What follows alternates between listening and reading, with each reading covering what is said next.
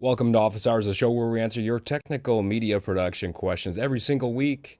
Courtney, what's our first question?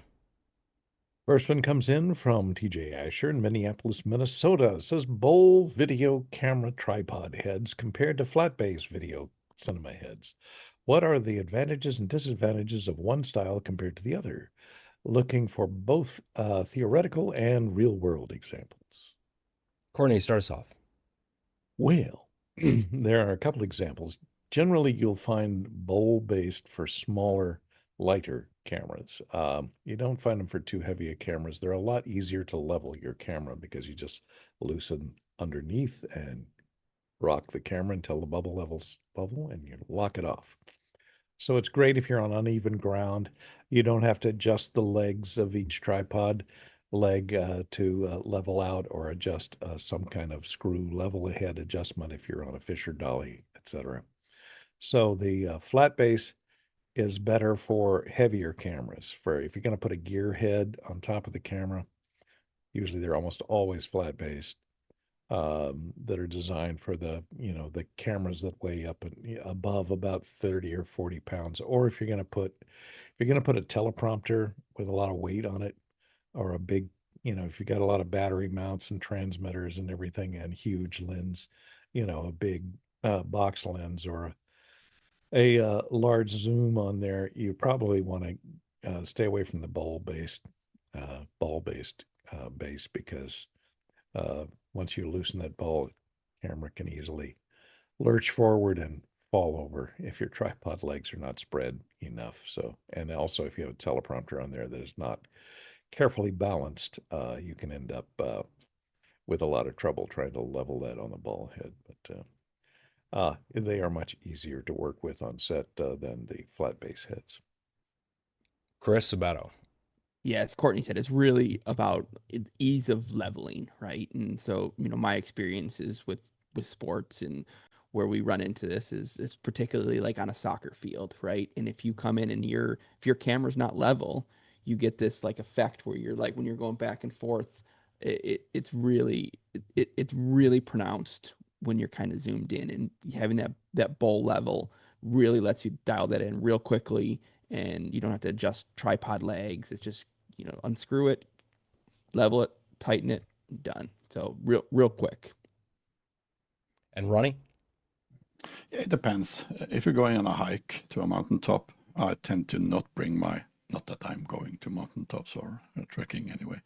I would not bring a more heavy tripod like the bowls because they tend to be a little bit more rugged, bigger, heavier, and made for a different type of use than the more lighter carbon tripods or even monopods that you bring to other stuff. So it depends on the usage. But of course, having these ones inside or doing more heavy camera work, I tend to bring the bowls. Just remember you have different size bowls. So you have, I think you can actually get them down to 50 millimeters and 75 and 100 millimeters and 150, etc. And the really big ones that are made for really, really heavy equipment is even bigger. And the trick to use these is just to, as already said, quickly adjust and get on with other tasks when you are on a production. Just aim it towards the main angle, find something that is horizontal, level the camera or pan the camera to the correct position where you need it to be 100%, adjust the level sideways, then turn the camera 90 degrees right or left, and do the same with something other that are horizontal to a certain degree. So ceiling linings or even floor linings, if you can see them behind the tables, etc. That is good. And then remember to turn it back and then do a final small adjustment. I tend to just hold on the top of the rig and then have my right hand on the lower handle and then carefully just tilt it sideways or else I would be trying not to tilt it forward and backwards. So just make sure that you have a solid grip when you loosen the grip, and then everything should be working fine. And Courtney. And I found something if you want to adapt. This is kind of a lighter weight thing from K&F. concept tripod. It has a flat base, but it has a little ball leveler built in here so you can loosen it and re-level it with a integrated spirit level here in the corner so that you can go between a flat base and a ball level fairly compact. There are adapters that are usually about, 4 or 5 inches high to adapt from flat base to ball level, but this one seems to be fairly low profile, like 1.5 inches for a fairly small camera. I'm not sure whether it's a 3/8 inch or a 1/4 inch. I have to look at the specs. Height is 1.4 inches. So camera's up to 22 pounds. So it's a 1/4 inch screw on that one I just showed. Go ahead, Ronnie. Yeah, and if you're really sensitive about the level, the cheaper brands of these type of bowl tripods, the spirit level tend to be off most of the times.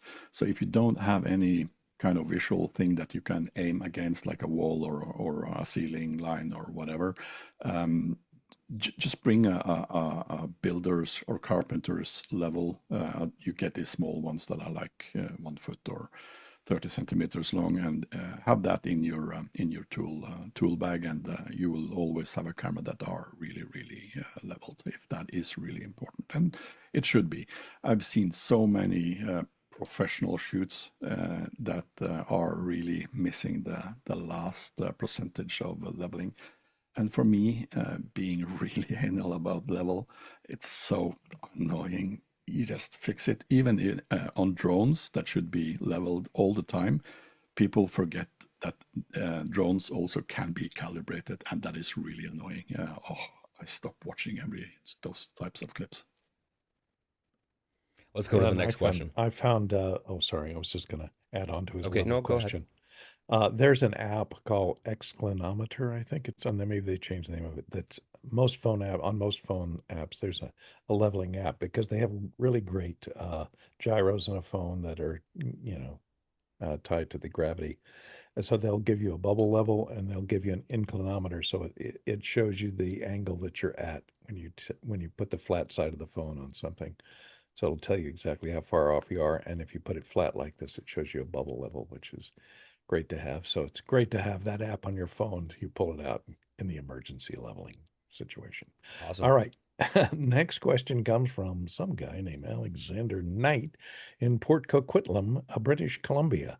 What has been your latest gear acquisition that you really value, and what was the last one that was a disappointment, and how are you utilizing it?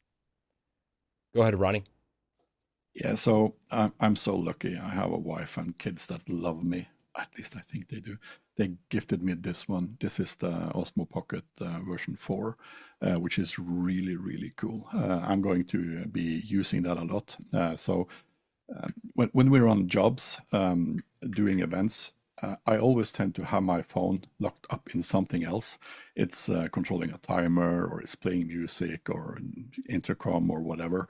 And I always use my phone to kind of make behind the scenes photos and films. And I was thinking about just bringing, and I've been using an Osmo Mobile for many years for that particular reason. So I started thinking, should I bring another phone to do everything and still continue filming on my phone? But then this Osmo Pocket 4 came out, and it's so small, it's so powerful, and the pictures it creates, it's amazing. And I always love the fact it has gyro, so it makes everything stable in the gimbal. And the picture is cool, and it has built-in memory, so I don't have to think about forgetting SD cards anymore. Just remember to empty it. And yeah, it's connected to my small Mic 3s, which I can put everywhere, and even do time lapses, etc. It comes with the creator pack. It comes with a small tripod, so you can. There's a screw under the add-on thing, so long battery time. And the thing that I regret most of buying is something actually sitting behind me here. That is this one. This is a Behringer Flow 8. I've used it for a couple of weeks, then I tend to think that this small power, this is a micro USB, it's so flimsy, and then it started to fail on me, probably because I'm too too rough with it. But using a small micro USB cable to power such a powerful unit, it seems like a bad design choice. So I stopped using it just because I was scared to be actually losing power in the middle of something. So other than that, the mixer is really great. It sounds good, and it has a lot of features that a lot of other mixers should be adding to their platform, and some of them are. So it's kind of cool, but it's Like it's what just sitting there in features the- are you saying that other consoles in that size don't have? Yeah, there are none of these size in this price range that have all these features. That makes this mixer kind of powerful because it can do so many different things. It has enough channels, it has high impedance channels, it has Bluetooth, it has kind of a weird way of setting the monitor outputs, but it has monitor outputs, it has foot switch control, it has so many things, and it also has this micro USB power. That is so stupid. Cool. Let's go to Chris. So the thing that I got most recently, and it's just kind of simple, but it's a laptop. It's a monitor arm that holds a laptop, and so like it's I can it's a monitor arm, but it's got this laptop in there, and it lets me get the laptop like off the desk. It's not something this laptop, and this is kind of like in conjunction. Um, the it's an older laptop that I was actually able to install Chromium on, and so all it does is it's for music, right? I can just play some music on it's right there, but it I don't have to mess with my main computer. It's right there. It's not on my desk. It's off to the side. I was like, I think it was 25 bucks on Amazon, and when you order some of these cheap arms on Amazon, it's like you never know what you're gonna get, and it's not great, but it's well worth 25 bucks. So yeah, that's the latest thing I got. Cool. Over to Nigel. Yeah, so I've been on a slightly different technical tear for a while. I've been trying to simplify everything. So I am going through my setup. I'm working out what is too complicated for my needs. And so I really replaced my whole audio system, which was lovely with an X32 and Dante and all of that, and went down to a Rodecaster Pro 2. And that doesn't have the flexibility I had, but it's really what I need. And so that's the thing that I've most enjoyed using. But bit by bit, I've been trying to go through my studio and not buy things that make it more complicated, but buy things that make it more simple. So I've taken a whole chunk of networking out, a whole bunch of other stuff. So I've avoided bad purchases so far, but that's been my focus for the last few months. Courtney? Yeah, one of the best deals I found recently, and I pointed it out here, and several people here on the show took advantage of it. A while back, I ordered some of these batteries, these Sony type NP970 type replacements. Now, these are unique in that, they have a built-in meter that shows you the state of your charge and how much they're charging. They have a USB-A 5-volt output, and they have a USB-C 5 and 9-volt input and output. So it's a PD device, so you can use this as a power bank to charge your phone without plugging it into anything. You can plug it into a camera or whatever, light or whatever you're using it on, and also plug in another device into the USB-C or USB-A and power a monitor, whatever. Comes with a charging cable and a plastic case.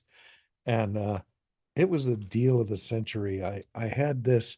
These are the ones I ordered from. They're heavy duty, heavy amperage. They're 8,800 milliamp hours. These were on sale. I lost your audio, 1990 Courtney. You did? There, you're back. Okay, I'm back. I didn't do anything. Wasn't me. Anyway, these were on sale for $19.99 for 2 of them. So that means $10 a piece. And so I ordered four of them. So they're now added to my collection here, and I'm really happy with them. For $10, there's no beating something like that. My most disappointing acquisition is something I haven't gotten, and it's Behringer, because I ordered when they were first announced in January the Flow 4V, which is a production recorder that does time code, unlike the 8V. And it has 4 inputs and looks very nice, although it doesn't have internal powering. I've been looking at the specs because I ordered it in January from Sweetwater, and now they say, well, we may be able to deliver in August sometime. So they were saying, oh, it'll come in March, but now it's been pushed back with all the supply line problems that they're having from the Far East and everywhere else. It's now pushed back to July, the end of July or early August is now they're saying is the delivery date. So I'm waiting to be seen. Waiting to receive that and review it. But for $300, a 32-bit 4-channel recorder that supports time code and broadcast wave files with time code and metadata, that's almost unheard of. So we'll see how good it is when it comes in. It is Behringer, so hopes aren't too high.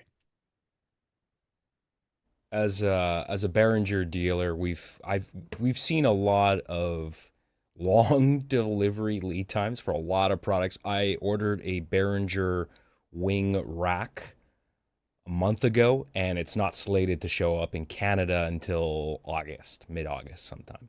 And it's like that for not just their pro audio line, but a lot of their other products, like all their synthesizers and stuff like that. There's just long lead times. It just take months and months and months and months to get here. So I'm not sure what that is, if that's a part shortage or chip shortage or issue with tariffs or a confluence of multiple things like that. Probably all of the above. But yeah, you just have to be patient with stuff, and it's not just any one dealer. I thought it was just something to do with Canada, but apparently Sweetwater's got the same issue with a lot of product delivery in the United States, so it's affecting everyone right now. But it's cool. It's good to see some of those products that you guys showed. I've got for me, one of them is actually not a piece of hardware. It's an app. Now, I've tried so many apps for the iPhone that are designed to help you read the color temperature of a light that you pointed to. And, a lot of them, some of the ones that I've tried were okay, but then the developer stops supporting it and it becomes really buggy or unstable on new versions of iOS. And I just got a hold of this new app, and I can't remember who turned me on to this, but the guy that wrote this, and I apologize, I forgot his name. I think he was at NAB this year, and it's called Cinetemp. It's not a cheap app in comparison to, say, the average, 99-cent or $2 app on the App Store. It's $25, I think, $24.99. But it is very, very slick and really cool, and it seems to be very, very stable. And I don't know if my camera is going to be able to focus. It has a hard time with glass. Let's see if we can get it to focus there. It's probably not going to focus. Come on. Let's see. I don't know why this camera has such an issue with reflections. Okay, forget about it. Anyways, you should go check out Cinetemp. It's really cool. I've been using it to read color temperature on lights. It does all sorts of cool things, like it gives you the... you can put in like the ISO, the T-stop, the shutter angle, and everything. It'll also tell you what ND filter you may need to apply to get the exposure correct. So I've just barely scratched the surface of this app. So if you're looking for a new light meter app on your iPhone, I don't know if there's an Android version, but it's called Cinetemp, all one word. And before we go to the next question, just wanted to remind you, if you wanted to ask questions on this show, we've got room for questions. You can post those questions in Makana, our Q&A system, and you can vote on them. That is crucial because that helps drive the run of show. And of course, you can chat with us. There's lots of lively chat happening, so you're missing half the fun if you're not doing that.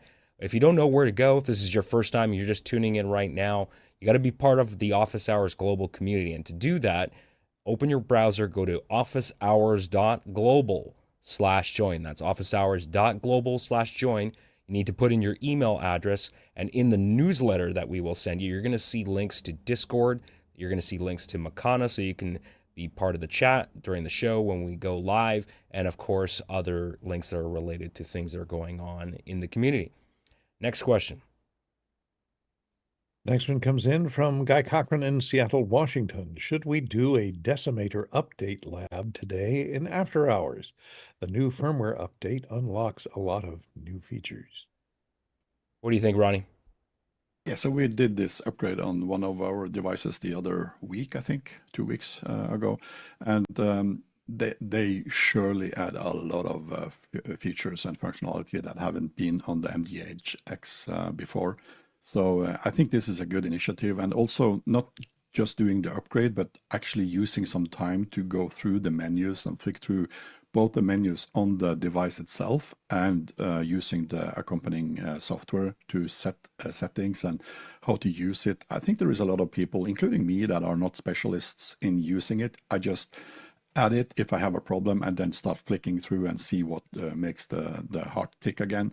And just being able to control in an environment and just use it for what it is, namely a really Swiss Army knife in signal flows and even monitoring. I think that's a good idea. As long, Guy, as you add the original red USB cable to update it, I'm in, all in.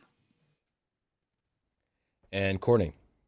I mean, if we do a lab, it'll be a very short lab because it's pretty easy. You just have to download the software for your PC, whether it's a Intel Mac, an ARM Mac, or a 64-bit Windows version.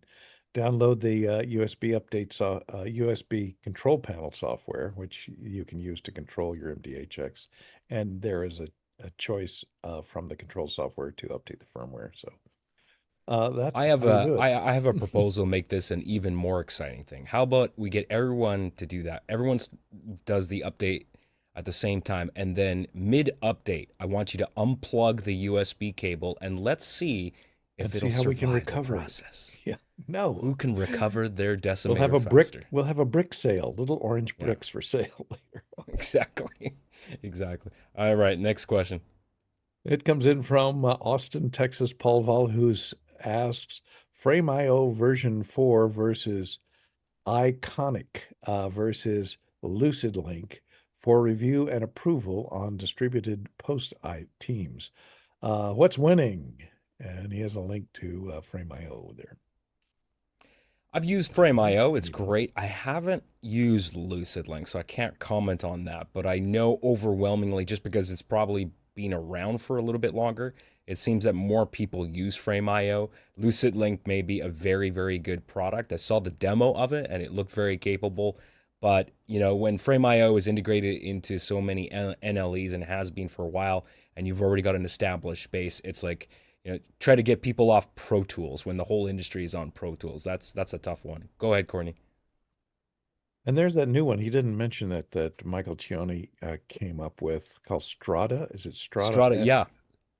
And it looks really good. He is, you know, brilliant. And I think it is really engineered for using on set and transferring files and for approval, even live on set transmission. So take a look at Strada if it is out. It was just out in beta last time I looked, but that was quite a while ago. So it may be out for sure now. So look for that. Next question. Jason Robertshaw in Sarasota, Florida. Zoom calls for a noisy museum atrium. Zoom calls from, a noisy museum atrium with kids, crowds. Best settings for Rodecaster Duo plus Audio-Technica BPHS. Any gear alternatives for noise rejection? Oof, that's a tough one. I have some things to say about this, but go ahead, Ronnie. Yeah, I just wish Rode would add a feature called Remove Kids from Original Sound. Now, from jokes aside, I think this settings is not only about setting Rode. I think you have to discuss with your client, or if you're your own client, discuss with yourself how much money you are going to put into this, and if this is a recording, or is it only going to be this Zoom call where you would be participating from this noisy area. And of course, your headset choice is already fixing some of that. And if you're going to add a lot of other microphones as well, you have to be really thinking of what types of microphones you would be adding to this. As I understand, the Rodecaster does not have specific noise algorithms, but it is a USB kind of mixer, so you could be adding filters, etc., to the recording flow, or the pipeline that is going into your Zoom call. And some of those are Waves plugins. There are other software that can be added to this mix. I will add some links in the chat for things that I have been using. But of course, one of the things that we in office hours are never thinking of is budgets. So you didn't specify a budget limit for this. So there is something called Noise Assist, as I'm showing here now. That's a software plugin that is something you can purchase extra for a hardware device called MixPre. The problem here is that the MixPre is also costing some money, and you need to have at least MixPre 3 or MixPre 6 or even MixPre 10 to add these plugins, and you can have them added as a single channel for around $300, and you can have dual channels that operate. So the way I do it on our MixPre is to have this Noise Assist client or plugin attached to one of the master outputs. So I attach it normally to output left, and then I just mono the left signal coming into my software or computer, and that way have the ability to do recording of every channel isolated and left and right. So I have the noise version of the channel if I need it in the recording, and I just use the left channel as the one that are going into the production or Zoom room or whatever I've been using that signal for. So that is the kind of expensive, not very expensive. There are more expensive hardware versions to this, but MixPre and this Noise Assist plugin is a really good thing to be using for live production, and it has really low latency, and it actually has a really good functionality. So it removes most of the things that you would like to get rid of. And I've seen these numerous places. A lot of news corporations use these out on the road, and it's a really rugged product as well. So, but of course, if you're only going to use this once, I guess renting it would be a better idea. Courtney?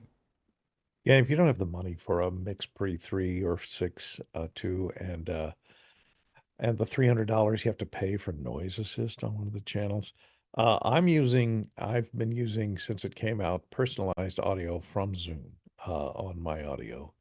And I find it quite amazing. You do have to sign in. The trick is you do have to sign into an account, because if it doesn't know who you are, you can't personalize your audio, because it'll sample your voice and store it and attach it to your account. So every time you log in with your account, log in with just your email address. You don't have to have a paid account or anything.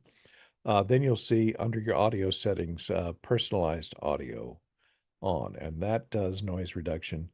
And I've been on the show here, and the phone rings, which is right next to me right here, and it'll be doing that, and you don't hear it.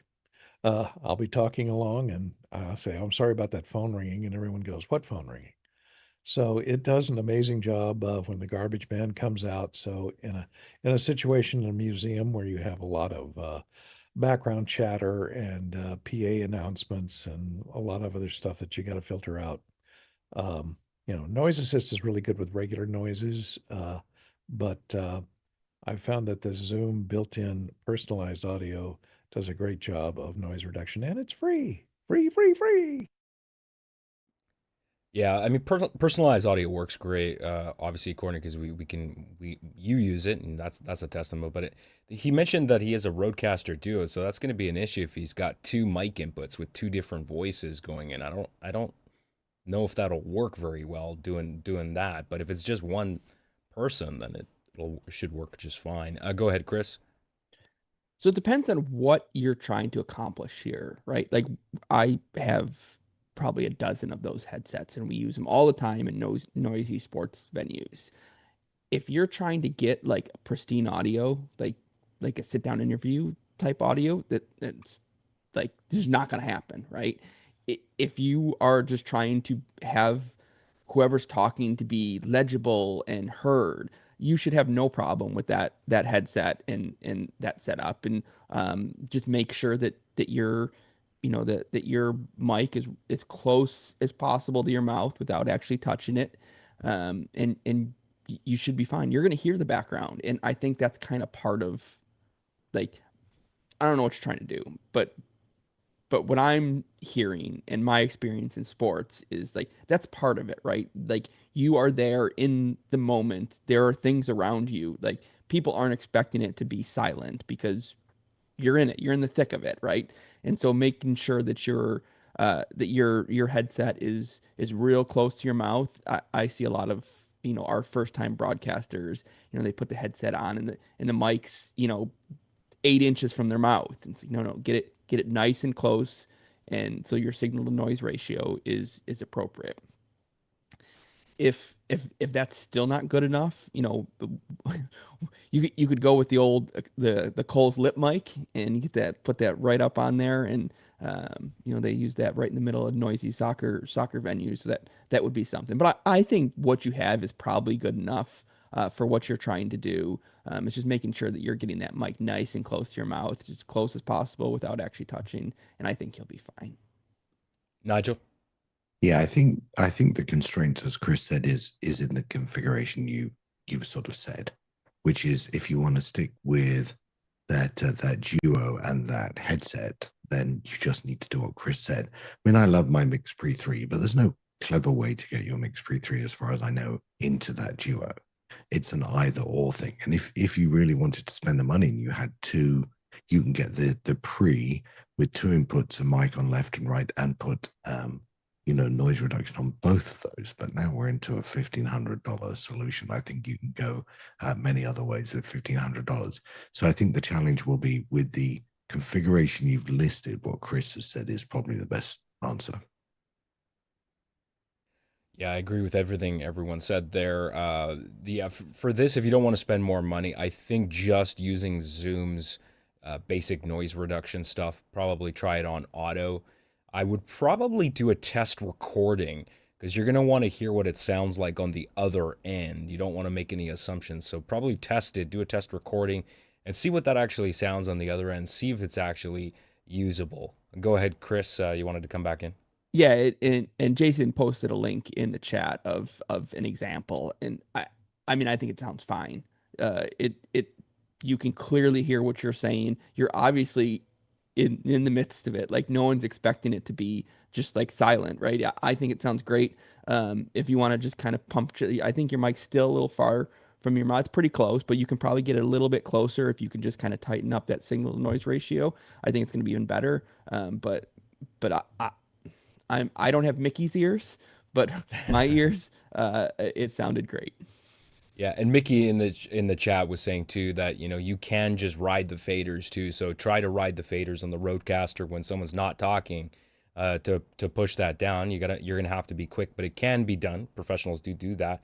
And there's mention too from Mickey about using a better console, but sometimes that isn't always an option. The other thing I will say, and this is just a general comment, not directed at you, Jason, necessarily, but there seems to be an obsession with broadband noise reduction for live events, and I take the opposite stance. I actually find it really jarring and unnatural when I see people scrubbing all the, for example, I'm looking at some footage I've seen from NAB, and when you've used something like Cedar or some other broadband noise reduction, to remove all the ambience of what is there, like all the other people in the background, the conversations. I mean, it's a live event.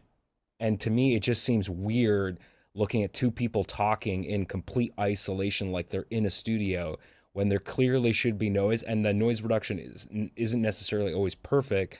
So then you start to hear sometimes artifacts.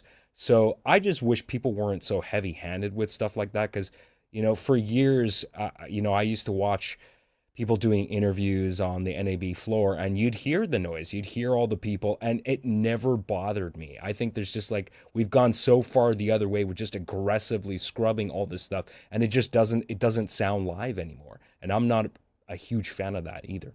Next question. Oops, sorry, I wasn't paying attention. Next question comes in from you, Alexander Knight in Port Coquitlam, British Columbia. It says, on a Windows platform running Vmix, do the Nvidia GPUs support hardware encoding for H.264 and H.265 codecs? And what about local ISO recording? Are Apple ProRes codecs supported? Go ahead, Chris. So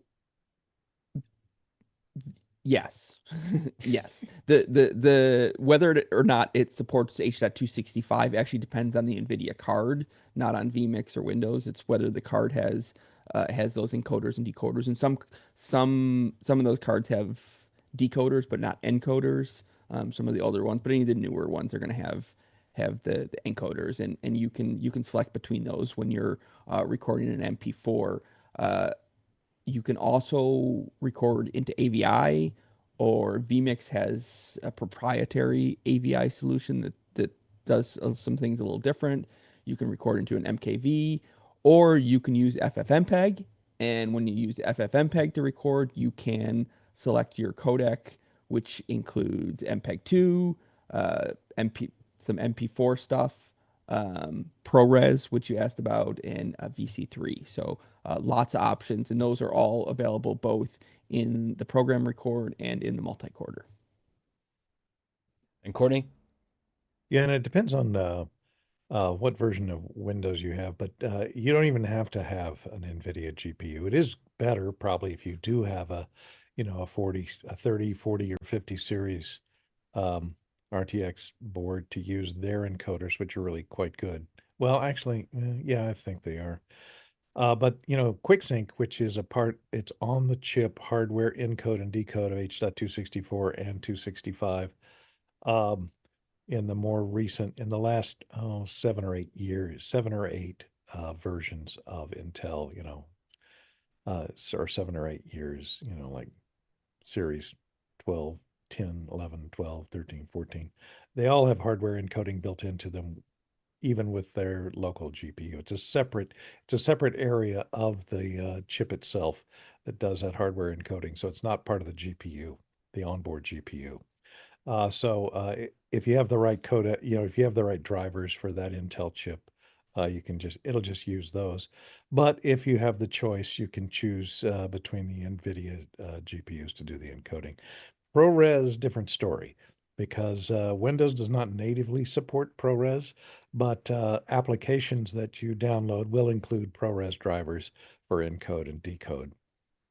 Specifically, their encoders are not that great because Apple wants to make sure that you have less than, their encoders work a lot better on the Apple hardware because they're tuned specifically for their hardware. And on Windows, it's there are 35 million different combinations of hardware, so that they don't even they just write generic codecs that use the CPU to do encoding, and they're very slow.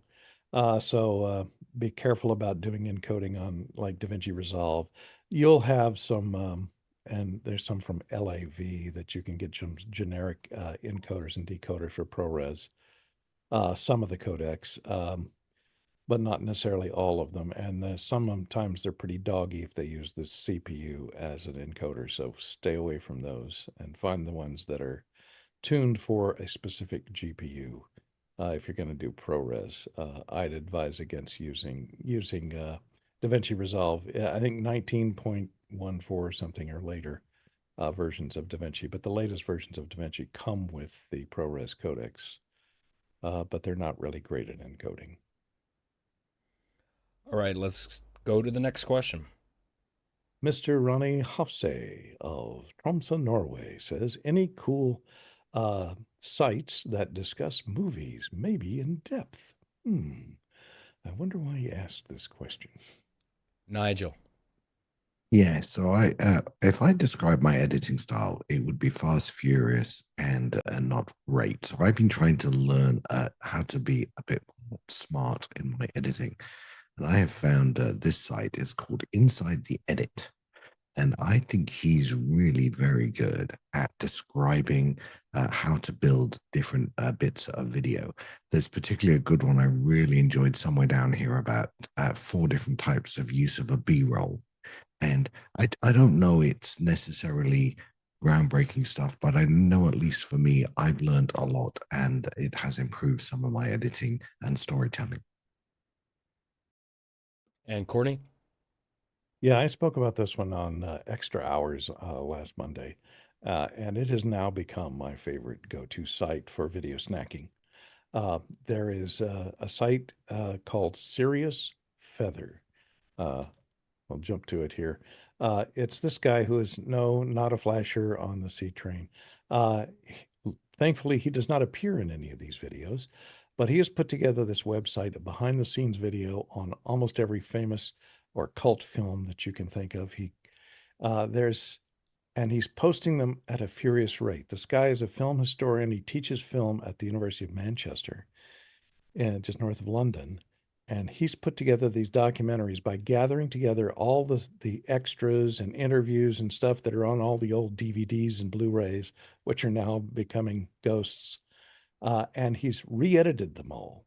And because they're re-edited, he gets by the copyright problems. So they have not, YouTube has not pulled them down yet. This one was just posted, yesterday? Um, he'll drop 2 or 3 a week sometimes. And these are all, 28 minutes, 22 minutes, 20 minutes to an hour long documentaries. And there's over 280 of these things behind the scenes. There's no AI in any of it. It's not AI slop at all. He's cut together live on camera interviews of the directors, the actors, the producers, the writers of all these movies. Here's Thunderball, here's Body Heat, here's The Outsiders, Deliverance. That one I saw is really good. That covers, the production. That's the guy who wrote Deliverance. Um, what is that? Heat. Marathon Man. Oh, this is a great one too. Treasure of Sierra Madre. He cuts a story out of all these interviews so that they tell a linear story, and it's all with the actual directors, writers, directors, actors, producers, cinematographers. And the one on The Shining. Oh, it's just great. E.T. If you have a favorite movie, it's probably a behind the scenes documentary. And he intercuts it with clips from the movies, some of the behind the scenes footage from the movies. And if there's not good behind the scenes movies, it has, The Magnificent Seven. That's a great one too. It has clips and stills from the film. So Serious Feather, look for that YouTube channel. And with I think he's up to like close to 300 now. You can just go there and revel in 20 to 30 minutes to sometimes an hour. Ken Burns quality kind of storytelling in a documentary with no AI slop, no fake voiceover, all the original voices of all these actors have been actors, directors, producers, etc. that have been interviewed. So take a look at that. That is quite a find.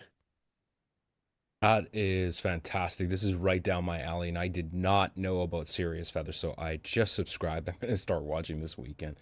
Thanks for pointing that out. Next question. From James Fosseline in Minneapolis, Minnesota. Do you use command line FFmpeg for quick tasks? I've now used commands suggested from AI for some tasks. Chris. I've used it a couple times, not too much, but I have used it for like bigger projects, and I built a whole tennis live stream infrastructure that takes an SRT feed from a camera, sends it to the cloud, overlays a graphic, and then sends out another SRT feed of that. And at its core, all it is 6 SR or 6 FFmpeg command lines. It's just it's a fancy interface and it does all this, but at the end of the day, what it produces is 6 command lines, each an FFmpeg command line for each one of those feeds, and it's just one line, and at its core, that's all it is. And so FFmpeg's really powerful, and with AI, it's become way more approachable to figure out like how to use it and how to get it to do what you want it to do. Right. Yeah, just add to that. I tend to use this FFmpeg as programmatical, controllable batch processing thingy. So when I'm using it, I tend to be using it for something very specific, and I need to batch process multiple or hundreds of items at the same time. I'm not using FFmpeg as suggested here just for a small task, but as Chris already said, using AI to construct the command lines is, it's maybe something that we will see more and more, that really, really advanced software like FFmpeg actually is being used with the help of AI. For normal daily use, if I need to do something specific, really just on my heel and have it done, I normally use Handbrake or even Shutter encoder. Those are licensed software, and maybe Handbrake is free now. I'm not sure. It's been ages since I installed it, but I know Shutter encoder is at least a paid software. And most of these are just front ends for FFmpeg, so it makes it easier to just control everything. But as Chris already said, using AI to control FFmpeg is maybe the way forward, and it's free and it's really powerful. And just start using it. Dive in and have a fun hour with that, and you'll see the power of it. A lot of people doesn't even know what FFmpeg is, and at least they doesn't know that that's actually powering a lot of the vision things that we are using today, and it's just hiding behind the scenes. Next question. Next question comes in from Chuck Swan in Bristol, Wisconsin. I'm shopping for smallish flypack cases, single wide on wheels, looking for Pro X. Not sure what Pro X is. What are other good options? It's a brand. Low to moderate budget thoughts. Courtney. Well, I don't know whether this is rack cases you're looking for or just like Pelican type cases. I always like the Pelican cases if you're not looking for rack cases necessarily, because they're all polyethylene and a lot of them have wheels built in and the handles that slide up and lock so that you can wheel them through airports. They're handy to have, and they make some, the 1570s that fit in the overhead compartments, or maybe not the 15s, but the next size smaller.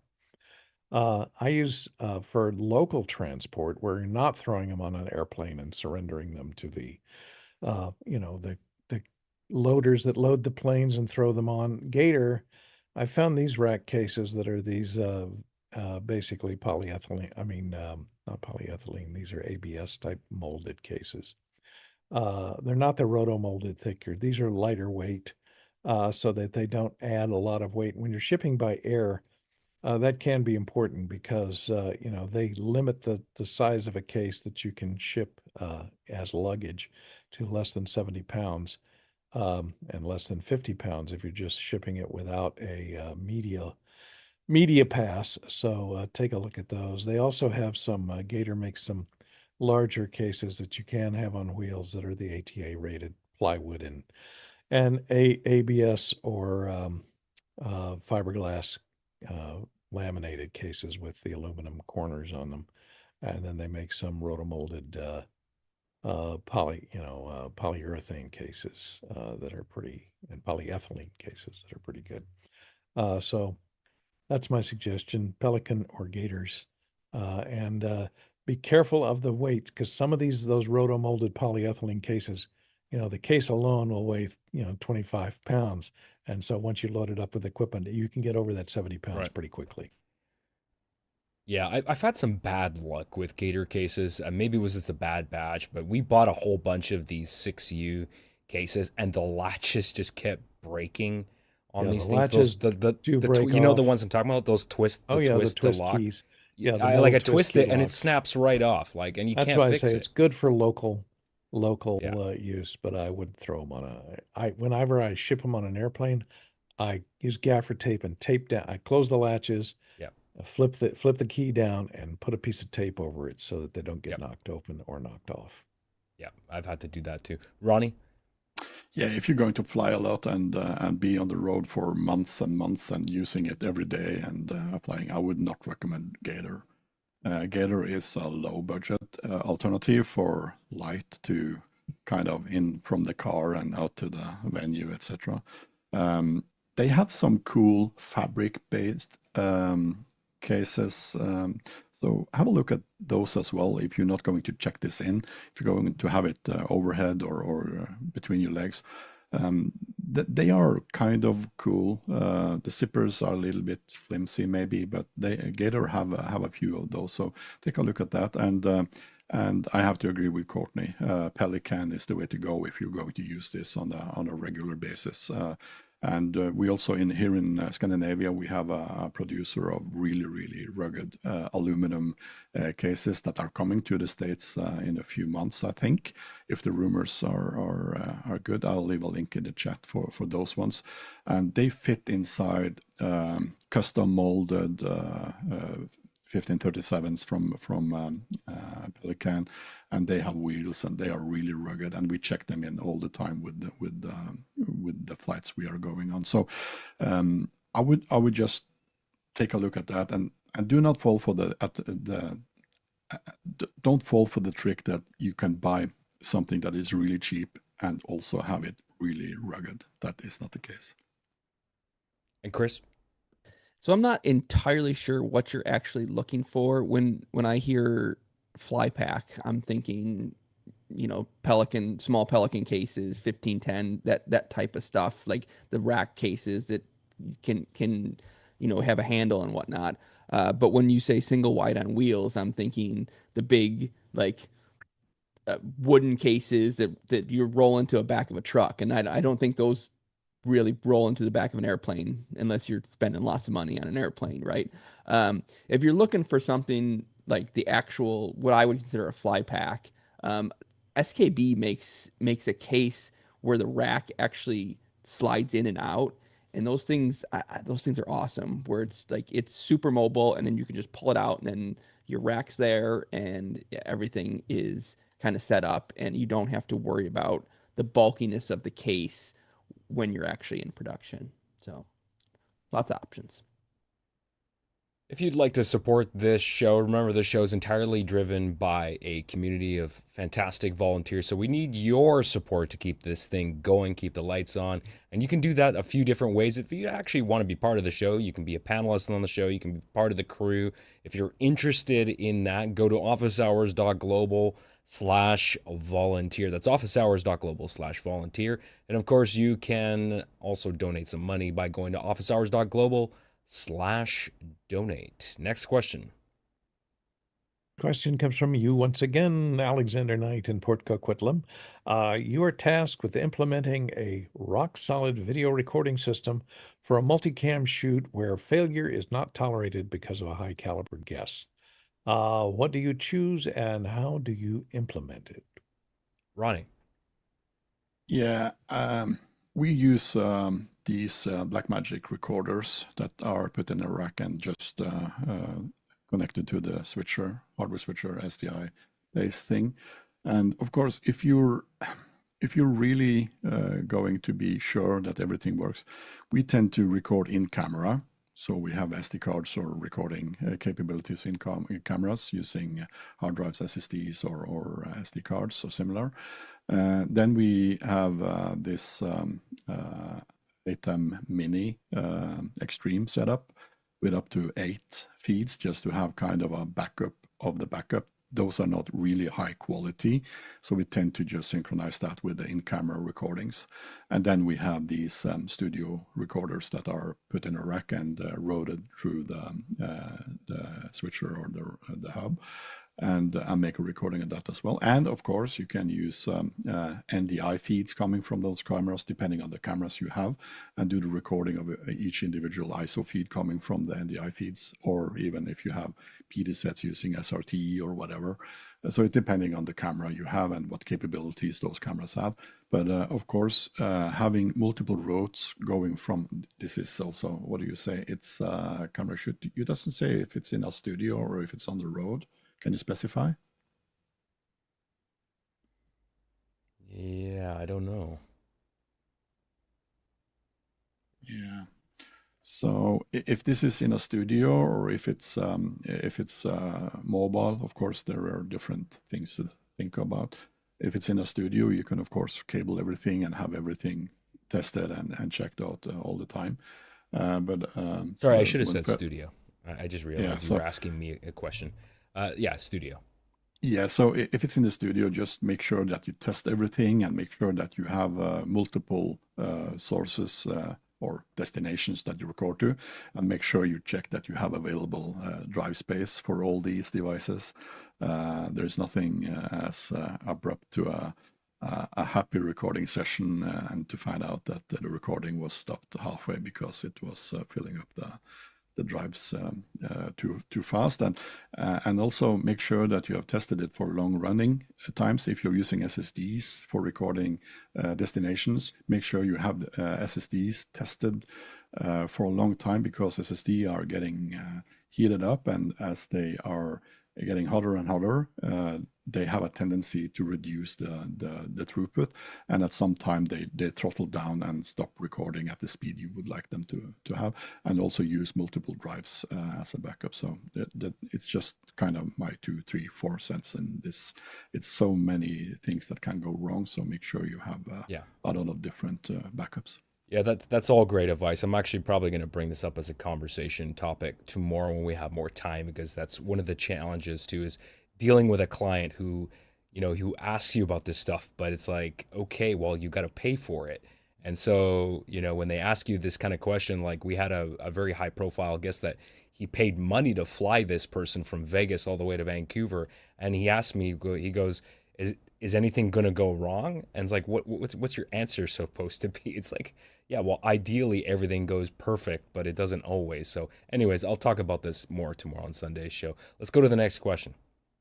Next one comes in from Rajan Chandil in Los Angeles, California. Any way to power an iPhone, use a wireless DJI Rode USB mic and a USB-C hard drive while recording using a DJI Ronin gimbal. This setup was used for verticals that I filmed, and he has a link there to his Instagram. I haven't had a chance to look at this, Rajan, the video that you posted, but I will after the show.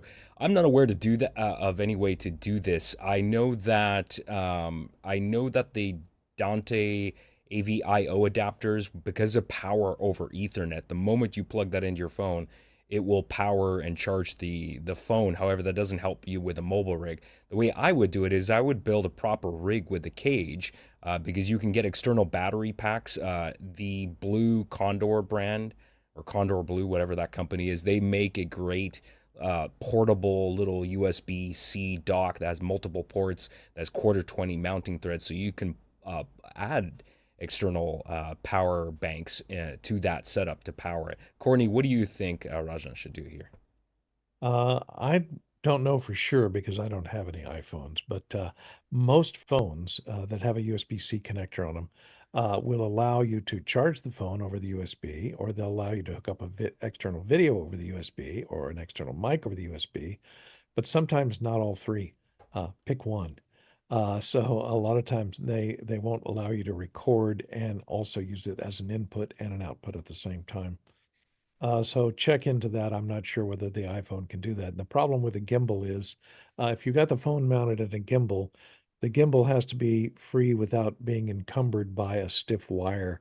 So you got to be careful and have a really light wire if you got to have it plugged into the phone, because it's going to mess up the gimbal's ability to automatic level and automatically follow things. And take out the shake in the phone. If it's got a stiff wire coming out of one side of it, it's going to mess up the balance of the gimbal. So, and Ronnie, I think he has don't you have a gimbal that a DJI gimbal for your phone? And how does that work? You know? Yeah, it's working really, really good. And I also have the new one, the new Pocket 4, but I think time is there and we should be going to end credits. Yeah, speaking of that, that is all the time we got for the Saturday show. Thanks to all the panelists for waking up this morning and answering all these technical questions. Appreciate your vast array of experience and your contributions to this show. And of course, to you, the producers, for showing up today, because we wouldn't have a show without you, really. It's about you showing up, putting in these questions, and you never let us down. So we really do appreciate it. And of course, the back end crew that wakes up to do this show. It's an incredible amount of talent that really runs this show. So thank you. And just a reminder too, after this show, we are going to have a couple of different meetings at 8:30 a.m. Pacific. We're going to have our new panelist meeting. That's for people that are interested in being on the panel. And of course, right after that at 9 a.m. Pacific, they have the panelist meeting. That's for existing panelists. If we were to travel around the world to answer all these questions, virtually, of course, according to the Telok Traversal, that would have been 19,000 miles or 31,000 kilometers and 153 million bananas for scale. Yes, exactly that banana for scale that Ronnie is holding up and having a phone call conversation with. And this was episode 2244. We'll see you in after hours. Bye. That is a Bureau of Standards banana, I think. It's registered as a standard banana. Yeah. Is it a BSI banana or an ISO banana? Well, it's got to be an ISO banana because we need standards. These are the originals from Las Vegas when we were joining up there. Where'd you get that? That was given us on the after party on the Las Vegas NAB thing 2 years ago, 3 years ago. Right. Now, Yeah, who's maybe manufacturing swag. plastic bananas? I want to know. I think they just came from plastic Amazon. banana producer. Acquiring minds. Were they made overseas? Were they They must have been tariffed heavily to get it. I mean, how much does a tariffed banana, plastic banana cost? Yeah. I think those came over before the tariffs hit. They come with little plastic fruit flies too. Why can't we Pre-tariff. Hard to get 'em through manufacture customs, plastic though. bananas in America? Come on. You guys got plastic. All right, good